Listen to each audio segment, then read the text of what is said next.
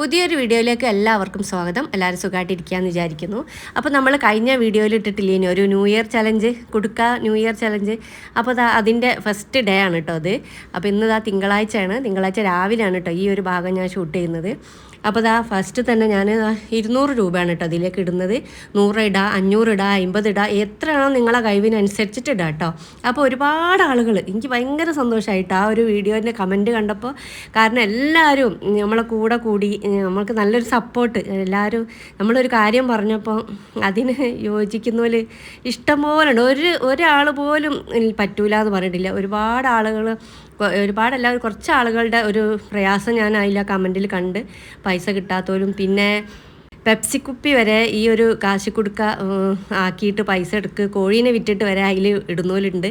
അപ്പോൾ അതൊക്കെ കേട്ടപ്പോൾ എനിക്ക് ഭയങ്കര സന്തോഷമായിട്ടോ. അപ്പോൾ നമ്മളെ കയ്യിൽ ഞാൻ കഴിഞ്ഞ വീഡിയോയിൽ സൂചിപ്പിച്ച പോലെ നമുക്ക് എത്രയാണോ കിട്ടുന്നത്, എത്ര പൈസ ആണോ കിട്ടുന്നത് അതിനനുസരിച്ചിട്ട് നമുക്കിതിലിടാം കേട്ടോ. ഞാൻ വിചാരിക്കുന്നത് ഇതിൽ നിന്ന് എടുത്തിട്ട് ഒരു 1/4 പവൻ വാങ്ങണം എന്നാണ് കേട്ടോ. 1/4 പവൻ്റെ ഒരു മോതിരം വാങ്ങണം എന്നാണ് ഞാൻ വിചാരിക്കുന്നത്.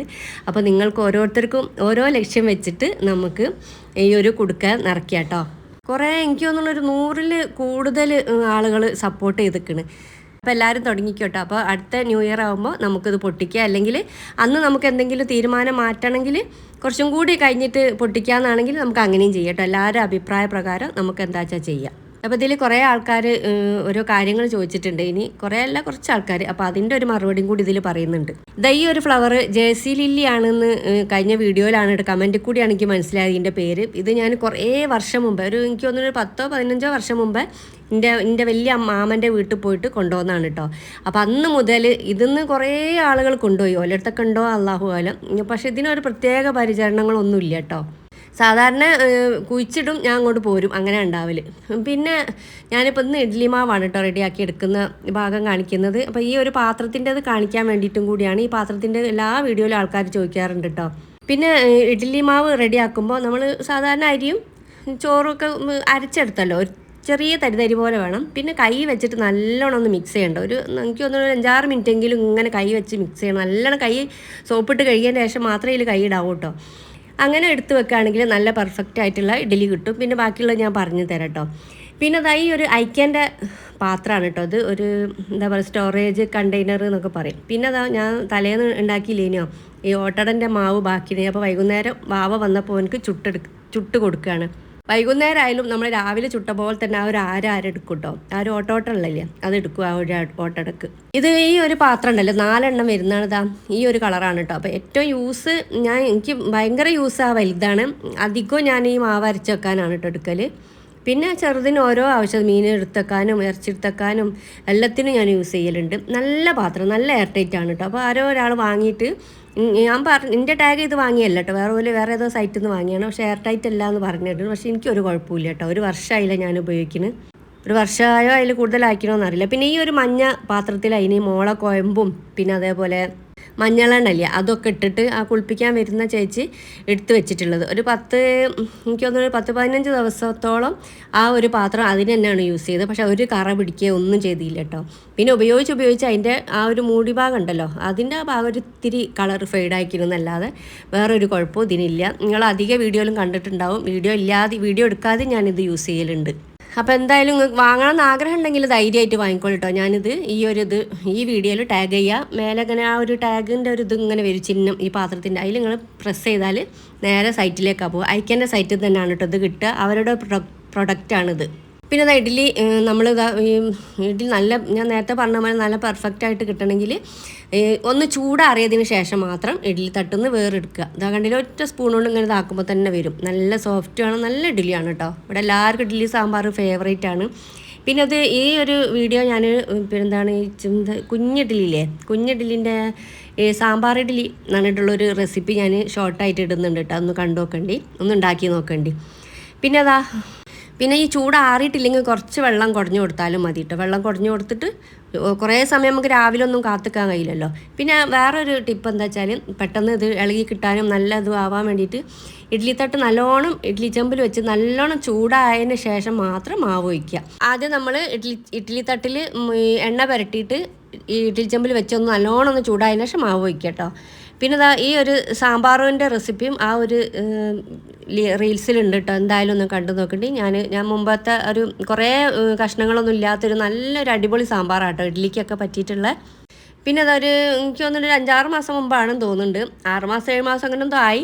അപ്പോൾ നമ്മളിതാ ഒരു യമുനൻ്റെ വീട്ടിൽ നിന്ന് ഒരു തൈ വെച്ചിട്ടില്ലേനോ ഈ ഒരു ഫ്രൂട്ട്, സ്റ്റാർ ഫ്രൂട്ട്. അപ്പോൾ എനിക്കും ബേബിക്കാണ് കേട്ടോ അത് ഭയങ്കര ഇഷ്ടം. ഞങ്ങൾ രണ്ടാളാണ് ഇതിൻ്റെ ആൾക്കാർ. അപ്പോൾ അതാ ഒന്ന് പഴുത്തിട്ടുണ്ട്. അപ്പോൾ ഓനോട് കൊണ്ട് തന്നെ ഞാൻ പറപ്പിച്ചാൽ നമുക്ക് രണ്ടാക്കും. പക്ഷേ എനിക്ക് ചെറിയൊരു പീസ് തന്നിട്ടുള്ളൂ കേട്ടോ. ഓല് രണ്ടാളും തന്നെ ഇട്ട് നല്ല മധുരം ഉണ്ട് ഇനി കേട്ടോ. നല്ല മധുരം വെച്ചാൽ നല്ലൊരു ടേസ്റ്റുള്ളൊരു മധുരം. പിന്നെ അത് വൈറ്റമിൻ സിൻ്റെ ഒക്കെ ഇതാണല്ലോ, അത് കൂടുതൽ കഴിക്കണമെന്ന് നല്ലതാണ് കേട്ടോ. പിന്നെ അതിൻ്റെ മഞ്ഞൾ ഇടയ്ക്കിടയ്ക്ക് ഒന്ന് വന്ന് നോക്കുകയാണ് കേട്ടോ, മഞ്ഞൾ റെഡി ആയിക്കണോ എന്താണ് അതിൻ്റെ അവസ്ഥ എന്നൊക്കെ. പിന്നെ അത് കോവക്കൻ്റെ വള്ളിയും പടർത്തിയിട്ടുണ്ട്. പിന്നെ എൻ്റെ വീഡിയോയിൽ ചോദിച്ചിട്ടുണ്ട് ഇനി നമ്മൾ എഡിറ്റിങ്ങിനെ പറ്റിയിട്ടാണ് കേട്ടോ. 2-3 പ്രാവശ്യമായി അവൾ ചോദിക്കും, നമുക്ക് ദേഷ്യം പിടിച്ചിട്ടുണ്ട്. പക്ഷെ നമ്മൾ ഇത് ഇടുന്ന സമയം ഉണ്ടാവുമല്ലോ, ഈ വോയിസ് ഇടുന്ന സമയത്ത് നമുക്ക് അത് ഓർമ്മ ഉണ്ടാവില്ല എന്തൊക്കെയാണ് കമൻറ്റ് എന്ന്. അപ്പോൾ ഞാൻ ഇതിങ്ങനെ ഓർത്തോർത്ത് മറന്നു പോവല്ലേ എന്നുള്ളതിൽ ഓർത്തോർത്ത് വെച്ചതാണ്. അപ്പോൾ ഇതിൻ്റെ ഇൻഷോട്ടിലാണ് കേട്ടോ ഞാൻ എഡിറ്റ് ചെയ്യൽ. അപ്പോൾ ഒരു 5 വർഷം ആവാനായി നമ്മൾ ഈ ഒരു യൂട്യൂബ് ചാനൽ തുടങ്ങിയിട്ട്. അപ്പോൾ ഒരു 2.5 വർഷത്തോളമായിട്ടുണ്ട്, 2.5-3 വർഷത്തോളമായിട്ടുണ്ട് വരുമാനം കിട്ടാൻ തുടങ്ങിയിട്ട്. പക്ഷെ മാസം കിട്ടലില്ല, 1.5 മാസം 2 മാസം കൂടുമ്പോൾ 3 മാസം കൂടുമ്പോൾ അങ്ങനെയൊക്കെയാണ്. ഇപ്പോൾ കുറച്ചായിട്ട് റെഗുലറായിട്ട് 1.5 മാസം തന്നെയാണ്, ചെറിയൊരു പൈസ കേട്ടോ.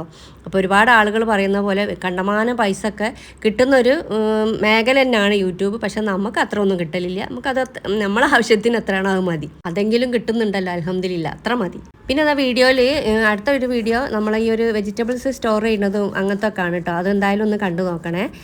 പിന്നെ അടുത്ത ചോദ്യം എന്താ വെച്ചാൽ എഡിറ്റ് ചെയ്യൽ. ആദ്യം ഞങ്ങൾ എഡിറ്റ് ചെയ്യൽ കൈൻ മാസ്റ്ററിലേനി, ഞങ്ങളല്ല വാവനും എഡിറ്റ് ചെയ്യുന്ന ആളും തംബ്നെയിൽ ഉണ്ടാക്കുന്ന ആളൊക്കെ. പക്ഷെ അവന് ഒരു 2.5 വർഷത്തോളമായല്ലോ ജോലിക്ക് വേണ്ടിയിട്ട് തൃശ്ശൂർ, ബാംഗ്ലൂർ അങ്ങനത്തെ സ്ഥലത്ത് ഇങ്ങനെ മാറി മാറി പോണതിനെ കൊണ്ട് തന്നെ ഞാൻ തന്നെയാണ് കേട്ടോ. അപ്പോൾ ഒരു 2.5 വർഷത്തോളമായിട്ട് ഞാൻ തന്നെയാണ് എഡിറ്റ് ചെയ്യലും തംബ്നെയിൽ എഴുതലും ഒക്കെ. എൻ്റെ ഐഡിയ പോലെ ചെയ്യലാണ്. ഇന്നിപ്പോൾ നെയ്ച്ചോറും സ്റ്റൂ ആണ് കേട്ടോ. അപ്പോൾ സ്റ്റൂവിന് വേണ്ടിയിട്ടുള്ള തേങ്ങ മാറ്റിവെക്കലും ഗരം മസാല പൊടിക്കലും അങ്ങനത്തെ കാര്യങ്ങളൊക്കെയാണ് കേട്ടോ. ഇതിപ്പോൾ ഞായറാഴ്ച എടുത്തതാണ്. ഞായറാഴ്ച നെയ്ച്ചോറ് സ്റ്റൂ ആണ് ഉച്ചക്ക് ഉണ്ടായിട്ടുള്ളത്. അപ്പോൾ ഞായറാഴ്ച ഞങ്ങൾ എന്തെങ്കിലും ഒരു സ്പെഷ്യൽ ഉണ്ടാക്കലുണ്ട്. വെള്ളിയാഴ്ച ബീഫ് വാങ്ങും, ഞായറാഴ്ച ചിക്കനാണ്. അതേപോലെ ഒരു മാസത്തിൽ ആഴ്ചയിൽ ഒരു 3 ദിവസം വെജിറ്റബിൾസും 2 ദിവസം മീനും അങ്ങനെയൊക്കെയാണ് കേട്ടോ, മാറി മാറി അങ്ങനെയൊക്കെയാണ് കഴിക്കാറുള്ളത്. അപ്പോൾ ഇത് കാണിച്ചപ്പോൾ അതിൻ്റെ കാര്യം പറഞ്ഞതാണ് കേട്ടോ. പിന്നെ ഇൻഷോട്ടിലാണ് ഇപ്പോൾ ഞാൻ എഡിറ്റ് ചെയ്യൽ. കൈൻ മാസ്റ്ററൊക്കെ ഒഴിവാക്കി തംബ്നെയിലും ഒക്കെ ഇൻഷോട്ടിലാണ്. ഇപ്പോൾ 2-3 ദിവസമായിട്ട് AI ഉപയോഗിച്ചിട്ടാണ് തംബ്നെയിൽ ഉണ്ടാക്കുന്നത്. അതിൻ്റെ ഷുമോനാണ് കേട്ടോ എനിക്ക് ഉണ്ടാക്കി തരുന്നത്. അപ്പോൾ എൻ്റെ ഒരു ഫ്രണ്ട് മുത്തൂസ് ലൈഫ് സ്റ്റൈലില്ലേ, അവളാണ് എനിക്ക് പറഞ്ഞത് ഇങ്ങനെ ഒരു ഇതുണ്ട് എന്നൊക്കെ പറഞ്ഞ് അതിനെങ്ങനെ ചെയ്യേണ്ടതെന്നൊക്കെ പറഞ്ഞിട്ട് അങ്ങനെ അയച്ചു തന്നാണ്. നമ്മളെ ഫ്രണ്ട്സ് തന്നെയാണ് നമ്മളൊരു ഏറ്റവും വലിയ ബലം. സംശയം തീർന്നു കേട്ടോ വിചാരിക്കുന്നത്. അപ്പോൾ ഇനി ഉണ്ടെങ്കിൽ ഒന്നും കൂടി പറയട്ടോ, ഞാൻ പറഞ്ഞുതരാം. പിന്നെ ഈ ഗരം മസാല പൊടികളൊന്നും ഇല്ല കേട്ടോ. വലിയ ജീരകവും കുരുമുളക് പൊടിയും ഗരം മസാലയൊക്കെ ഇവിടെ എന്തായാലും പൊടിച്ച് വെക്കലിന്, ബിരിയാണി മസാലയൊക്കെ. ഇപ്പോൾ കുറച്ചായിട്ട് ഒരു മാസത്തോളമായിട്ട് ഓർഡറൊന്നും ഇല്ലല്ലോ, അതുകൊണ്ട് പിന്നെ അതാ ഇപ്പം ഈ സ്റ്റൂ ഉണ്ടാക്കാൻ വേണ്ടി നോക്കിയപ്പോൾ ഒരു പൊടിയും ഇല്ല കേട്ടോ. അപ്പോൾ അതൊക്കെ ഉണ്ടാക്കിയതാണ്. ഈ ഒരു ന്യൂട്രിപ്രോ ഉണ്ടല്ലോ, നല്ല അടിപൊളിയാണ്. ഇതൊക്കെ പറയാതെ വയ്യ, മിക്ക വീഡിയോയിലും ഞാൻ കാണിക്കാറുണ്ട്, റീൽസിലൊക്കെ കാണിക്കലുണ്ട് കേട്ടോ. അപ്പോൾ എന്തായാലും നിങ്ങൾ വാങ്ങിയില്ലെങ്കിൽ 1600 1700 അങ്ങനെ എന്തോ ആണ് റേറ്റ്.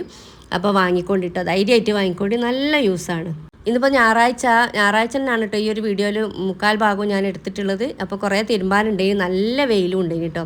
അപ്പോൾ അത് അപ്പുറത്തെ പറമ്പിലാണ് ഞങ്ങൾ അയൽ കെട്ടിയിട്ടുള്ളത്. അപ്പോൾ അവർ ഈ മോളെ കുളിപ്പിക്കുന്ന ആൾ വന്നപ്പോൾ അങ്ങനെ അയൽ കെട്ടിയതാണ് കേട്ടോ. കാരണം കുട്ടീൻ്റെ തുണിയൊക്കെ തിരുമ്പായി ആറിയിടാനുണ്ടാവുമല്ലോ, നമ്മളെ പോലെ അല്ലല്ലോ, കുറേ ഉണ്ടാവുമല്ലോ. അപ്പോൾ അവിടെ അയൽ കെട്ടിയതാണ്. അപ്പോൾ അങ്ങനെ അവിടെ കൊണ്ടുപോയി ആറിയിടുകയാണ്. പിന്നെ പാസരത്തിൻ്റെ കാര്യം എല്ലാവരും ചോദിച്ചിട്ടുണ്ടായിരുന്നു കേട്ടോ. അപ്പോൾ അത് 1.5 പവൻ്റെ പാസരാണ്.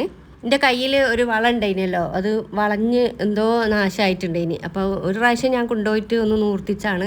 പിന്നെ ഞാൻ വിചാരിച്ചു എനിക്ക് പാസരത്തിന് ഭയങ്കര ആഗ്രഹമാണ് കേട്ടോ. അപ്പോൾ ഇതിപ്പോൾ 3ാമത്തെ പാസരാണ് ഇപ്പോൾ ഉണ്ടാക്കിക്കുന്നത്. ഫസ്റ്റത്തൊക്കെ 3 പവനേനി, 2-3 പവനേനി. ഇത് 3ാമത്തത് 1.5 പവനാണ്. 1 പവൻ്റെ ആ ഒരു വളയും കൊടുത്ത്, പിന്നെ എൻ്റെ ഒരു മോതിരും ഒരു ചെറിയ ലോക്കറ്റും ഉണ്ടായിനി, അതൊരു 1/4 പവൻ ഉണ്ടായിനി. പിന്നെ ഒരു 1/4 പവൻ്റെ അടുത്ത് പൈസയും പണിക്കൂലിയും എല്ലാം കൂടിയാണ്. 6% കേട്ടോ പണിക്കൂലി വന്നിട്ടുള്ളത്. ഇപ്പോൾ നല്ല റേറ്റ് ആയതുകൊണ്ട് ഇപ്പോഴത്തെ റേറ്റിനനുസരിച്ചിട്ടാണല്ലോ അവർ പണിക്കൂലി ഇടുക. അപ്പോൾ 6% പണിക്കൂലിയാണ് കേട്ടോ കൊടുത്തിട്ടുള്ളത്. അങ്ങനെ 6000 റുപ്യ കൊടുത്തിട്ടുണ്ടേനി 1.5 പവന്. ഇപ്പോൾ വലിയൊരു ആഗ്രഹം ഇനി കുറേ കാലം കൂടി ഒന്നും ഇപ്പോൾ പാസാർ എത്ര കാലം എന്നല്ലേ ഇടാൻ കഴിയുള്ളൂ. നമുക്ക് ആയുസ് ഉണ്ടാവുമോയെന്നും അറിയില്ല. പിന്നെ ഒരു പരിധി കഴിഞ്ഞാൽ പിന്നെ അതൊക്കെ ഇടലും ഇല്ലല്ലോ. അപ്പോൾ ഞാൻ ആ ഒരു സിമ്പിൾ മോഡൽ, നമുക്ക് ആഗ്രഹത്തിന് അത് മതിയല്ലോ, ആരെയും കാണിക്കാനൊന്നുമല്ല, നമ്മളെ സ്വന്തമായിട്ടുള്ളൊരു ഇഷ്ടത്തിനാണ്. അപ്പോൾ ഞാൻ ഈ പൈസ ഒക്കെ കൂട്ടി വെച്ചിട്ട് ഇങ്ങനെയൊക്കെ ഓരോന്നാണ് കേട്ടോ ഉണ്ടാക്കൽ. അപ്പോൾ എല്ലാവരും ആഗ്രഹത്തോടു കൂടി നമ്മൾ ആ ഒരു കാശിക്കുടുക്കൻ്റെ കാര്യങ്ങൾ ശ്രദ്ധിക്കണം കേട്ടോ. ഇടയ്ക്ക് ആർക്കും മറന്നുകൊണ്ട. ഈ അവസരത്തിൽ ഞാൻ എൻ്റെ ഇളയച്ചിനെ സ്മരിക്കുകയാണ്. കാരണം ഞാനെപ്പോഴും പറയും പാസരാണെങ്കിൽ 3 പവൻ, ചെയിനാണെങ്കിൽ 5 പവൻ. പക്ഷേ ഇപ്പോൾ അതാ പാസര 1.5 പവനേ ഉള്ളൂ. അതെങ്കിലും ഉണ്ടല്ലോ, അൽഹംദുലില്ലാ അല്ലേ. പിന്നെ മോളെ നാത്തൂനും പിയാപ്പിളയും ദുബായിൽ നിന്ന് വന്നിട്ടുണ്ടേനി. അപ്പോൾ അത് അവർ വരിക എന്ന് പറഞ്ഞപ്പം ഫോൺ ചെയ്തിനി ഇവിടെ ആളുണ്ടോ എന്നുള്ളതിൽ. അപ്പോൾ ഇതിനൊക്കെ വേഗം ഞാൻ നമ്മളെ സാധാരണ കോഴിക്കോട്ടുകാരെ മെയിൻ പലഹാരമാണ് ബ്രെഡ് കോഴിമുട്ടയിൽ മുക്കി പൊരിക്കുക. അതിന് ബോൾ വാട്ടുക എന്നാണ് പണ്ട് നമ്മൾ പറയാറ്.